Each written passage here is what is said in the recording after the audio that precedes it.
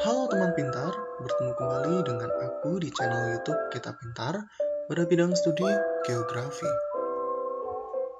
Pada video kali ini, aku akan menjelaskan materi proyeksi peta.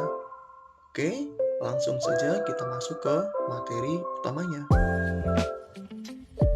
Oke, kita harus mengetahui terlebih dahulu bahwasanya apa sih itu proyeksi peta?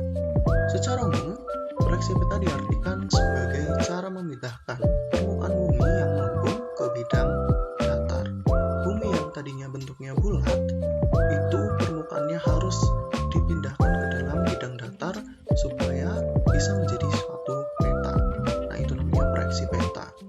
Di mana dalam membuat proyeksi peta, terdapat 3 syarat utama yang harus terpenuhi. Yang pertama, peta harus ekuivalen, yaitu peta harus sesuai dengan luas sebenarnya. Kata kunci ekuivalen adalah luas.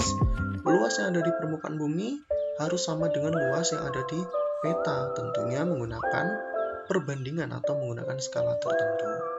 Yang kedua, peta harus equidistance, yaitu peta harus mempunyai jarak-jarak yang sama dengan jarak sebenarnya yang ada di permukaan bumi.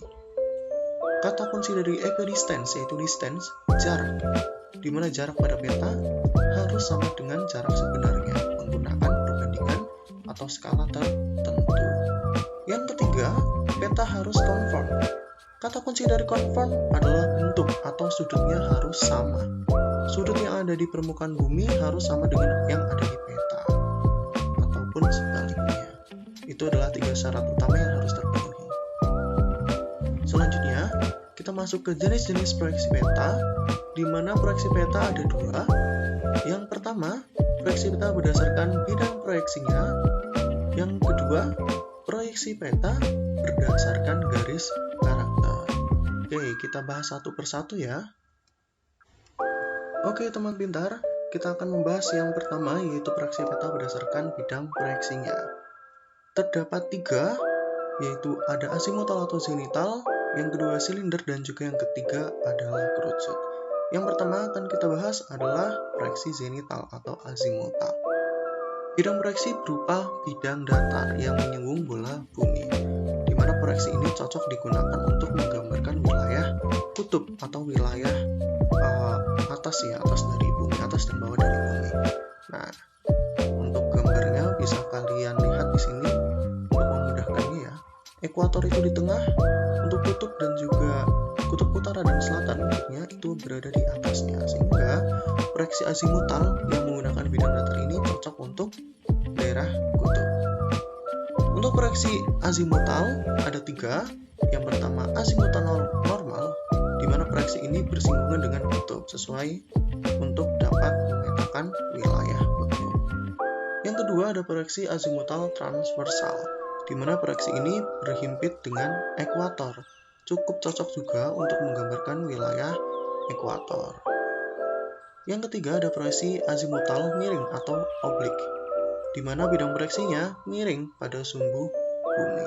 Teman pintar bisa lihat untuk gambar cara proyeksi petanya, di mana untuk yang azimutal normal itu menyinggungnya kutub, untuk yang transversal itu nanti di ekuator, sedangkan yang azimutal miring itu akan menggambarkan wilayah sekitaran lintang sedang.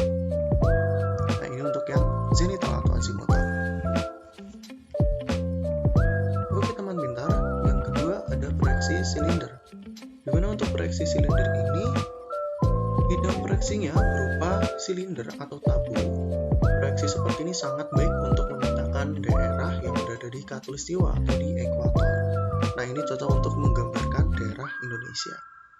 Di mana untuk proyeksi ini tidak sesuai digunakan untuk memetakan daerah yang berada di sekitar kutub. Kebalikannya dari proyeksi zenital tadi ya, untuk yang silinder. Untuk jenis-jenis proyeksi silindernya masih sama seperti halnya yang proyeksi zenital, ada 3. Yang pertama silinder normal, di mana bidang proyeksinya mengenai atau berhimpit dengan ekuator atau khatulistiwa, sesuai untuk memetakan daerah khatulistiwa. Proyeksi silinder transversal, proyeksi yang mengenai kutub dan sebagian ekuator dan lintang sedang. Yang transversal gambarnya ada di tengah ya. Sedangkan untuk yang proyeksi miring, bidang proyeksinya mengenai sebagian lintang sedang dan juga wilayah ekuator. Teman-teman bisa membayangkan bagaimana proses proyeksi petanya, sehingga untuk proyeksi silinder normal khususnya itu cocok digunakan untuk menggambarkan wilayah ekuator. Dimana untuk gambar yang pertama ya, bisa teman pintar lihat wilayah bagian tengahnya atau ekuatornya itu full, terpenuhi, semuanya mengenai bidang proyeksinya, sehingga sangat cocok untuk menggambarkan wilayah tersebut. Yang ketiga ada proyeksi kerucut, di mana proyeksi kerucut ini bidang proyeksinya berupa kerucut. Sama dengan namanya, proyeksi ini cocok digunakan untuk menggambarkan daerah yang berada di lintang tengah sekitaran negara-negara Eropa. Nah, seperti itu gambar proyeksinya. Ada 3 juga jenis-jenisnya. Yang pertama proyeksi kerucut normal, bidang proyeksinya mengenai daerah lintang sedang atau lintang tengah sesuai untuk memetakan daerah lintang sedang. Contohnya bisa atau cocok untuk menggambarkan wilayah Inggris, Spanyol, intinya adalah daerah-daerah yang berada di Eropa, sekitaran Eropa. Yang kedua, ada proyeksi kerucut transversal. Bidang proyeksinya mengenai wilayah lintang sedang dan juga khatulistiwa. Kemudian ada proyeksi miring, di mana bidang proyeksinya mengenai kutub dan sebagian khatulistiwa ataupun lintang sedang. Teman pintar bisa lihat gambarnya ya, ada 3. Oke teman pintar semuanya, kita masuk ke jenis proyeksi yang kedua, yaitu ada proyeksi peta berdasarkan garis karakter atau posisi sumbu proyeksi. Untuk proyeksi ini dibagi lagi menjadi 3, yaitu ada proyeksi normal, proyeksi transversal, dan juga proyeksi miring atau oblik. Dimana untuk yang pertama ada proyeksi normal. Proyeksi normal ialah sumbu proyeksinya berhimpit dengan kutub. Nah, teman-teman bisa lihat untuk yang proyeksi normal, di mana semuanya itu berhimpit dengan kutub. Sedangkan untuk yang proyeksi transversal, sumbu proyeksinya tegak lurus dengan wilayah kutub. Kemudian, untuk proyeksi miring atau oblik, sumbu proyeksinya miring terhadap kutub. Nah, untuk yang normal itu akan menyentuh kutub, sedangkan untuk yang transversal itu tegak lurus, sehingga kutub tidak akan tercover secara keseluruhan, dan yang miring, kutub hanya akan tercover atau terkena sebagian saja karena proyeksinya miring. Nah, itu.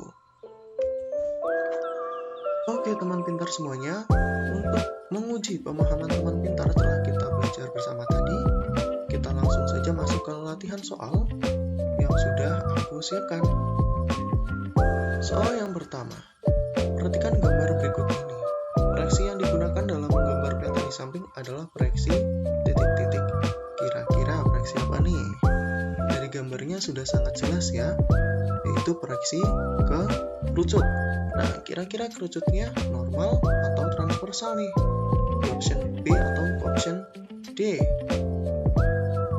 Ya, betul sekali. Jawabannya adalah option B, yaitu kerucut normal. Kalau azimut tadi apa? Bidang datar. Kerucut bentuknya kerucut. Kalau silinder ya bentuknya silinder atau tabung.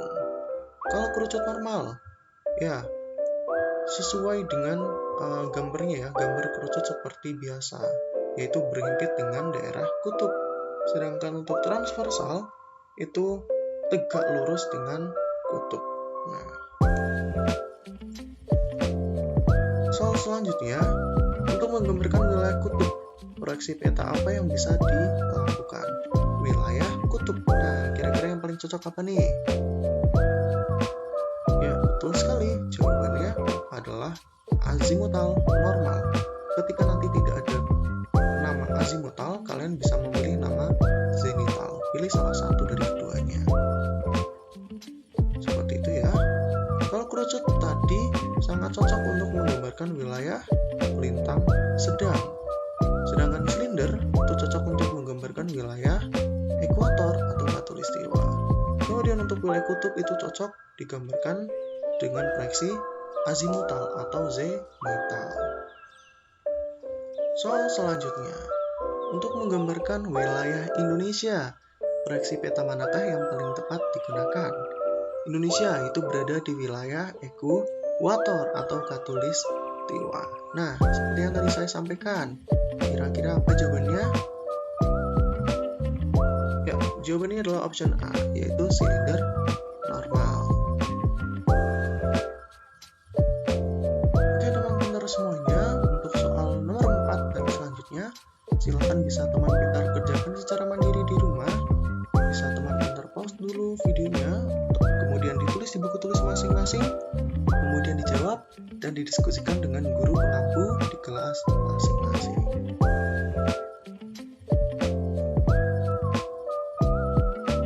Nah, ini untuk soal yang nomor 5, silahkan bisa teman pintar diskusikan terlebih dahulu.